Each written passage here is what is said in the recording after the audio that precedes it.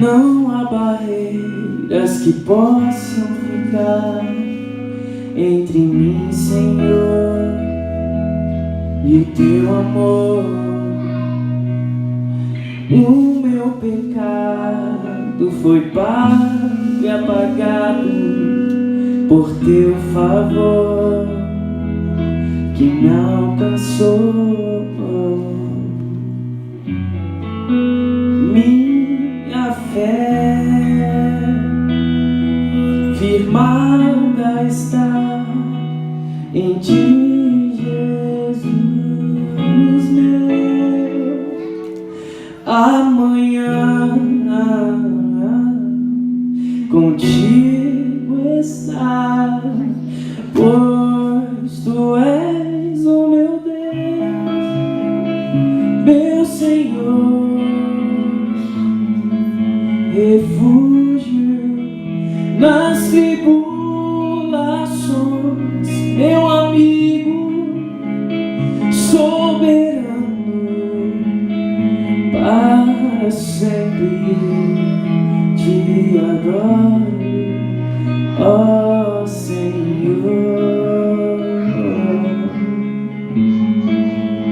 ó Senhor, ó Senhor, ó Senhor Jesus.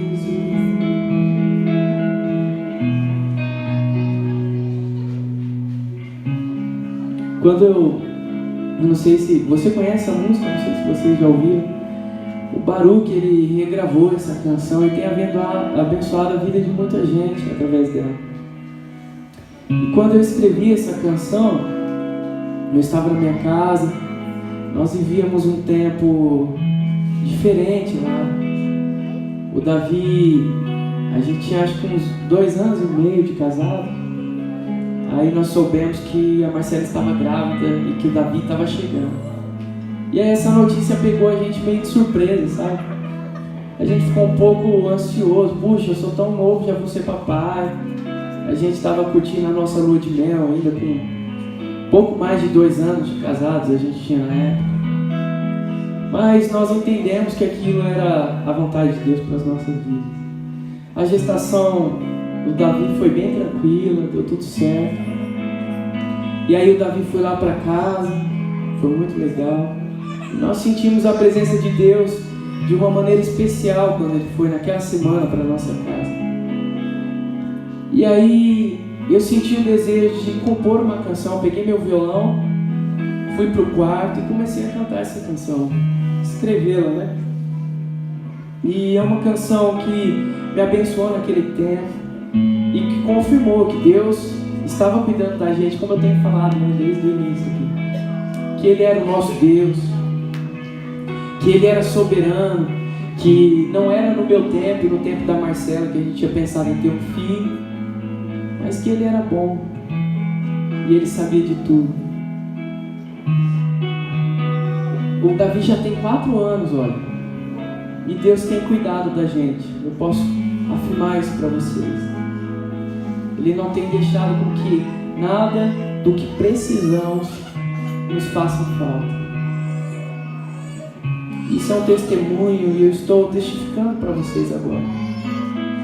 Nosso Deus, Ele é bom, Ele nos ama e Ele cuida da gente. Aí depois no meu quarto eu continuei essa canção. Uma canção que fala sobre a fé no amanhã. E no amanhã o nosso Deus já está, embora seja amanhã, e nós deveríamos conjugar o verbo dizendo no futuro que Deus estará no amanhã. Eu creio, Deus já está. Porque o nosso Deus é atemporal e o nosso Deus cuida da gente já amanhã. Você crê nisso? Isso é verdade, isso é verdade. E aí eu continuei dizendo assim, ó: encontro vida eterna em ti, és meu Salvador e Redentor. através deste amor que me restaurou, me limpou. Minha fé firmada está em ti.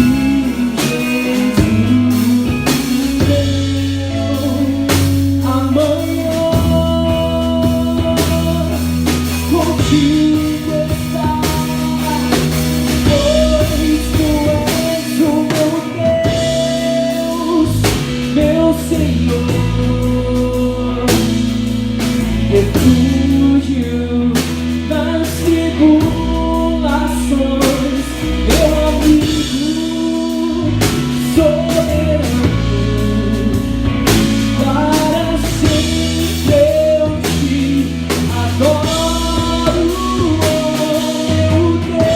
adoro, meu Deus, meu Senhor, meu refúgio nas tribulações. Refúgio nas tribulações, meu amigo soberano, para sempre te adoro, ó Senhor.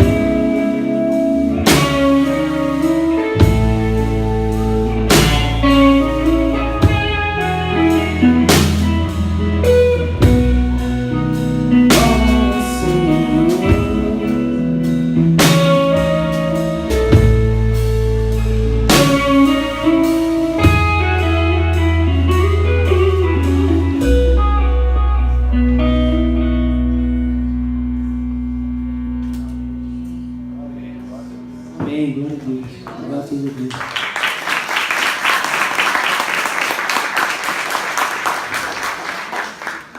Essa música, ela é uma oração. E aí, quando a gente faz oração, a gente corre o risco de Deus ouvir, né, pastor? Ou melhor, Deus ouve e a gente corre o risco dele atender, né? E às vezes a gente ora umas coisas. E hoje, conversando com o pastor, obrigado, senhor.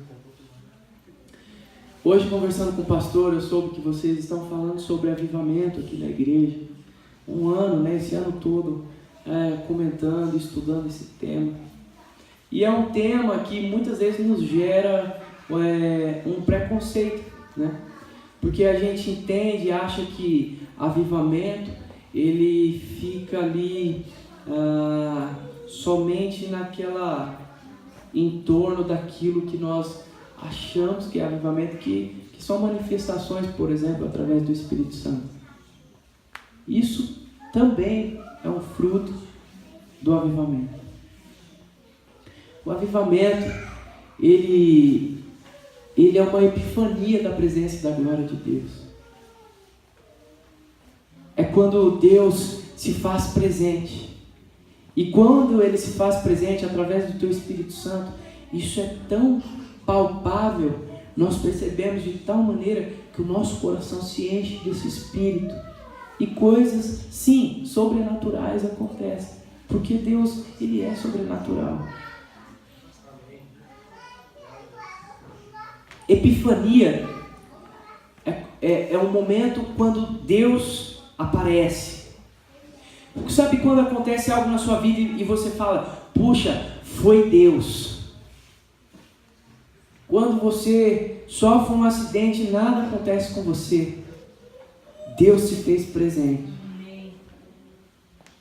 Quando de uma maneira milagrosa ou através de médicos você é curado de uma doença, isso é epifania, é Deus presente. Você sente, sabe? Você sente, você fala, nossa, eu senti a presença de Deus de uma maneira muito forte, muito presente. Foi isso que aconteceu comigo quando eu escrevi essa canção. Eu vi Deus.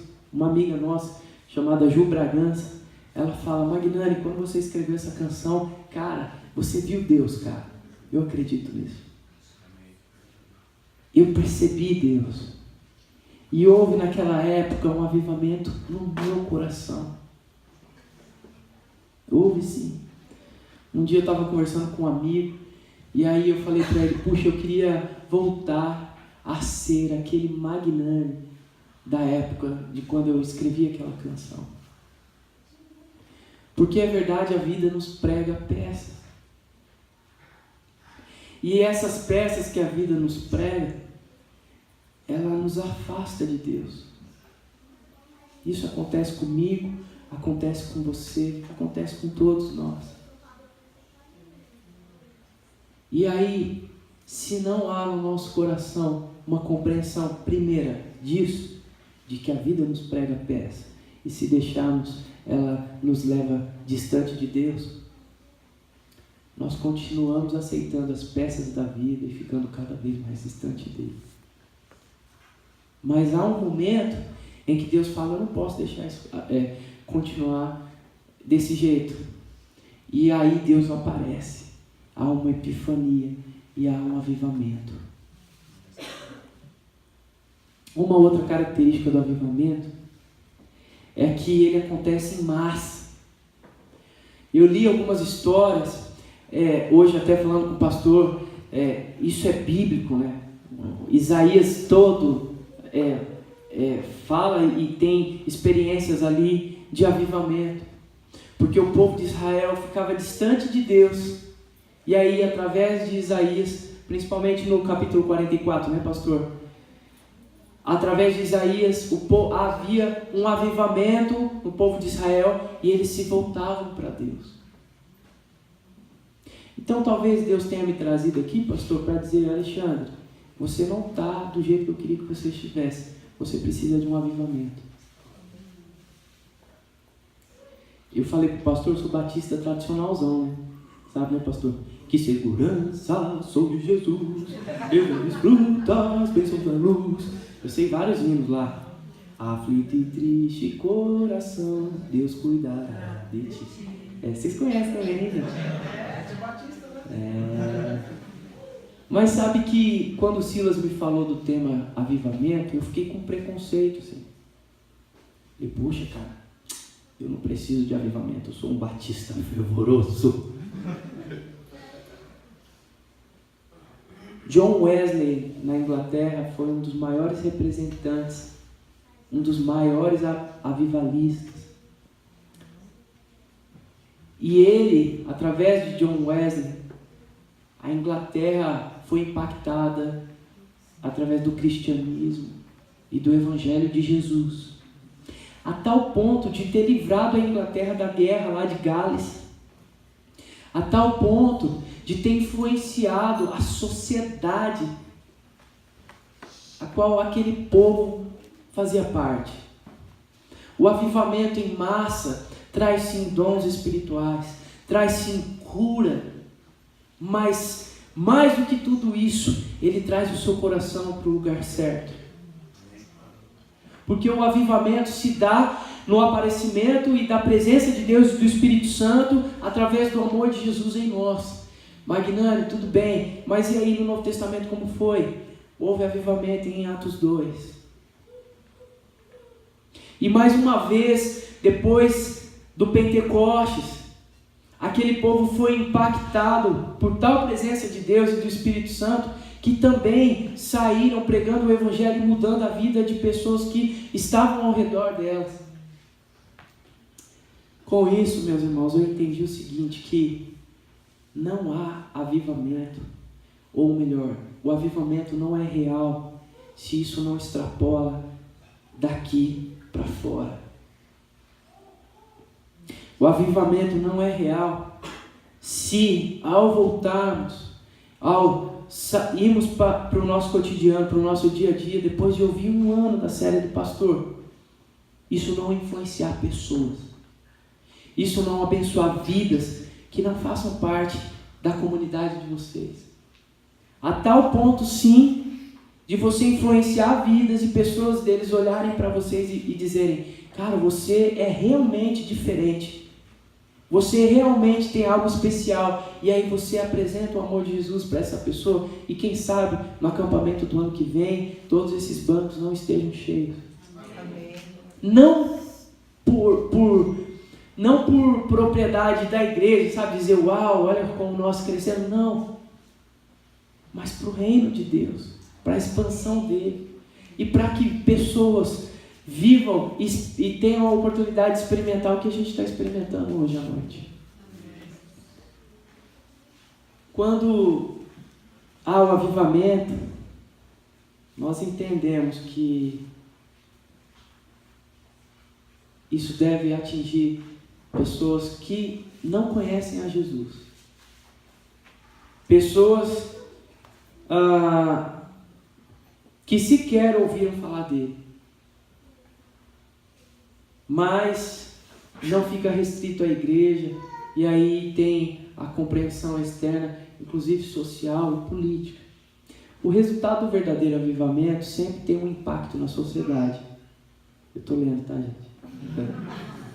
Historiadores como William Leck disseram que o avivamento liderado por John Wesley no século XVIII ajudou a Inglaterra a evitar uma revolução sangrenta como aquela que assolou a França.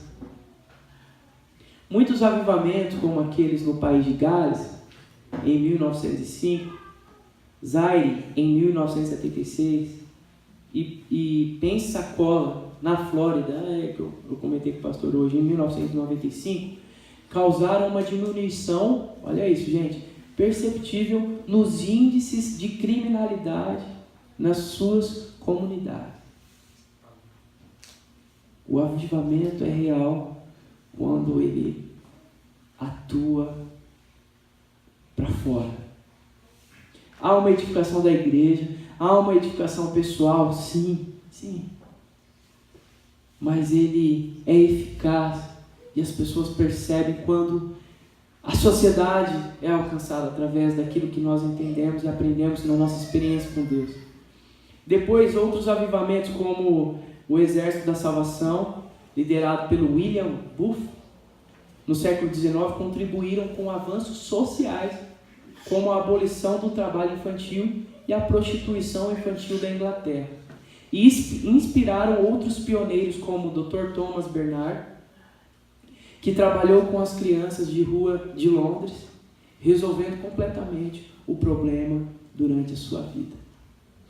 Deus tem falado comigo, gente, meus amigos estão aqui e não vão me deixar mentir aqui ou aumentar qualquer coisa, mas Deus tem falado muito comigo acerca de justiça generosa.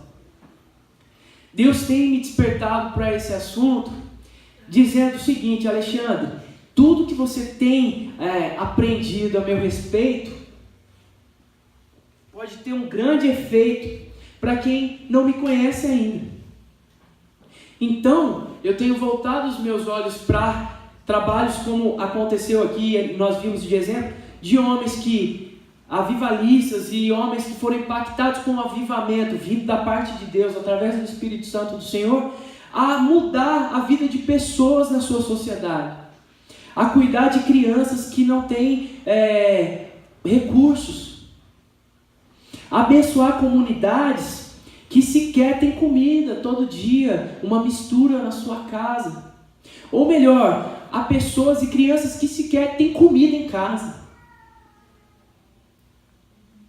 Esse é também um fruto do avivamento nas nossas vidas. É quando nós deixamos de olhar para nós mesmos e falamos: puxa vida, esse amor de Deus é tão grande, e eu sinto a presença dele de tal maneira, e o Espírito Santo tem agido em mim, que eu quero alcançar outros, eu quero abençoar outros, eu quero ser ferramenta para outros, eu quero ser motivo de bênção na vida de outros. Eu quero não só dizer Jesus te ama, mas eu quero também sanar a fome de quem não tem o que comer. E eu aprendi que o meu pouco é muito na vida de quem nada tem. E aí há um avivamento coletivo.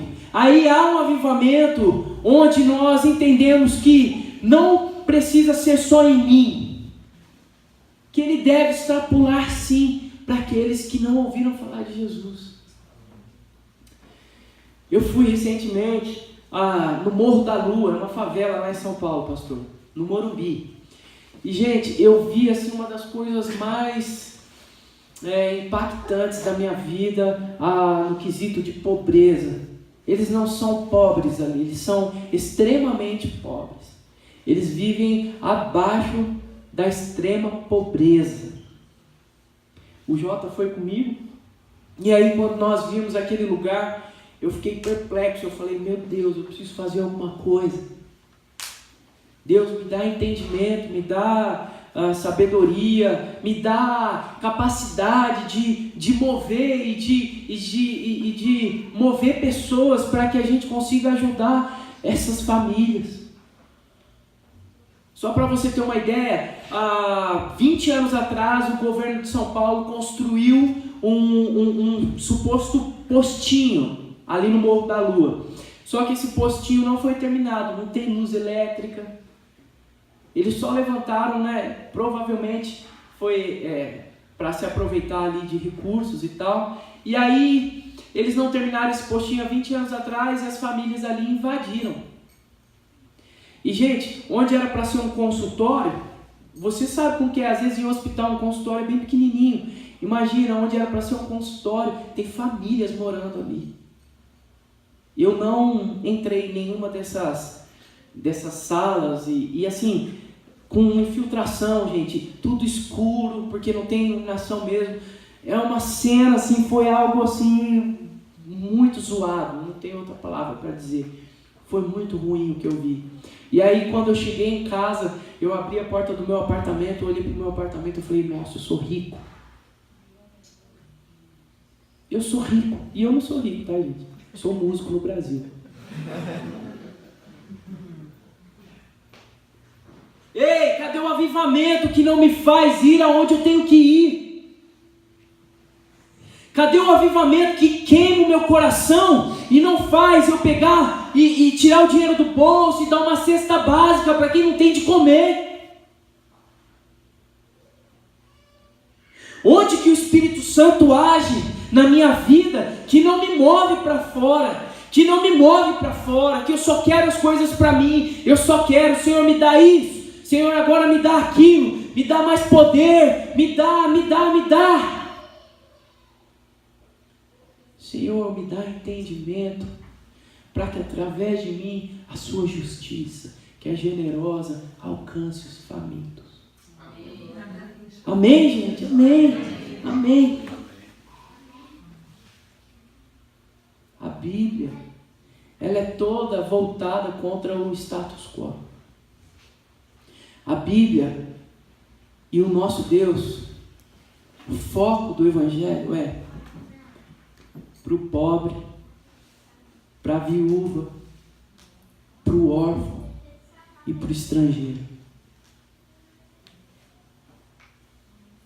Para o pobre, para a viúva, para o órfão e para o estrangeiro.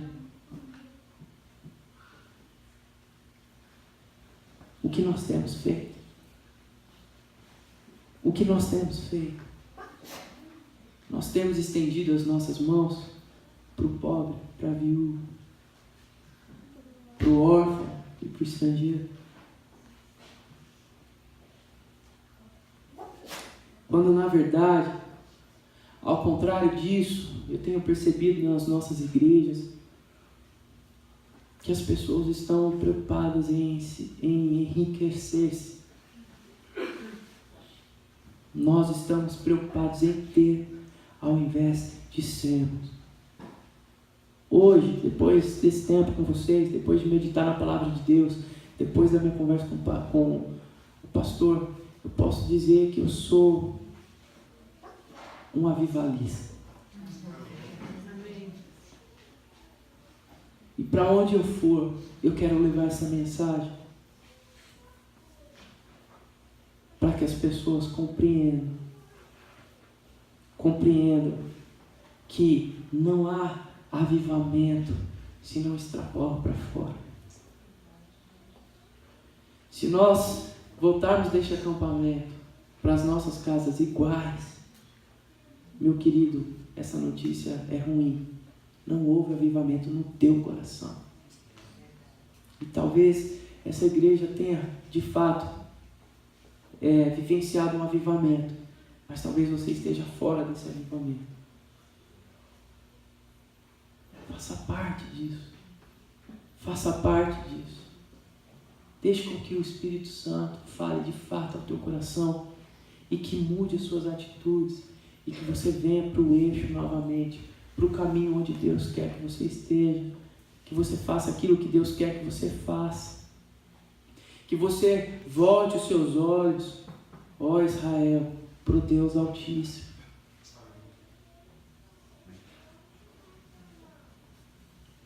Para terminar, eu tenho falado muito sobre caminharmos e procurarmos ter uma vida leve. Quando eu falo para vocês aqui, gente, eu estou falando comigo mesmo, entende? E aí eu recebo da parte de Deus algumas coisas. E eu sou um cara que sou muito ligado, muito acelerado, sabe, pastor? Sou ansioso.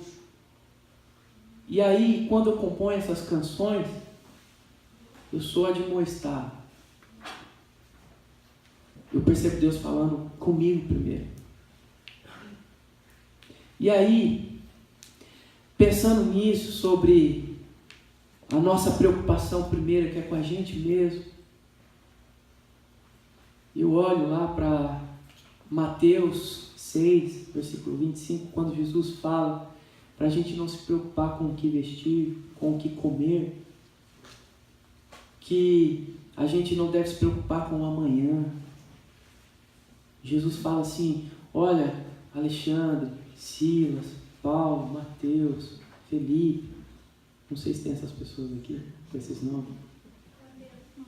Mateus tem? Tá bom, Mateus. É nóis. Tamo junto. É você? Joga bem bola, cara. É nóis. Ele fala assim: olha aqui, Mateus, não se preocupa com o que você vai vestir ou com o que você vai comer. Veja os pássaros. Eles não se preocupam em guardar alimento para o dia de amanhã. Eles apenas comem e voam. Isso é tão verdade que, quando o povo de Israel estava no deserto, Deus falou para eles: não guarda o maná, hein? Se guardar vai estragar. Para de querer ficar acumulando. Deus já conhece a gente, né? Partilha. Não se preocupa, não seja egoísta. Aí Deus fala assim, Jesus fala o seguinte: se Deus cuida do pássaro, Ele não vai cuidar de vocês, a quem Ele tem como filho. Então, gente, menos nós, mais o nosso próximo. Eu vi uma frase na internet, e com isso eu concluo, que diz o seguinte: que não há como amarmos o próximo se não amarmos a nós mesmos, porque é assim que a palavra nos ensina. Mas às vezes a gente se ama demais. Entendeu? Às vezes a gente se ama demais. Há um avivamento no seu coração, amém? Amém. Há um avivamento no seu coração? Amém. Se Se você entendeu essa palavra, queria convidar você a ficar de pé, pode ser? Não foi pregação, viu, gente? Eu soube que a pregação hoje de manhã foi fantástica. Inclusive teve peça teatral. Então não é pregação, eu apenas estou, na verdade, até compartilhando, pastor, aquilo que Deus falou no meu coração, desde quando o Silas me convidou para compartilhar algumas coisas com vocês. Deus quer que através deste avivamento, que através do avivamento do seu povo, mais pessoas sejam alcançadas através da tua vida. Amém? Amém. Vamos orar? Senhor, obrigado, Pai. Obrigado porque nós cremos no avivamento, sim. Eu creio nisso, isso é bíblico. E olhando, Pai, à luz da sua palavra, Senhor, nós pedimos para que de fato haja um avivamento no nosso coração. Pai, eu ergo a minha voz aqui, Senhor, para dizer, Pai, quebra todo preconceito e toda barreira que pode haver, se existe, que o Senhor quebre das nossas vidas, isso que pode vir a impedir o teu agir em nós. Que haja um avivamento genuíno, Senhor, na nossa vida, a começar de mim, Pai. Que haja um avivamento, Pai, no meu coração e que isso extrapole para o externo e que as pessoas percebam o Senhor em mim. Que o Senhor perceba, que as pessoas percebam o Senhor em todos esses meus irmãos que aqui estão. Que eles voltem os olhos deles para o pobre, para a viúva, para o estrangeiro e para o órfão. Que nós possamos juntos, Pai, estender as nossas mãos e amenizar o sofrimento de quem nada tem. Que as pessoas percebam Jesus em nós e que possamos impactar a sociedade através disso, Pai. Que sejamos luz neste mundo, que sejamos sal nessa terra, Pai.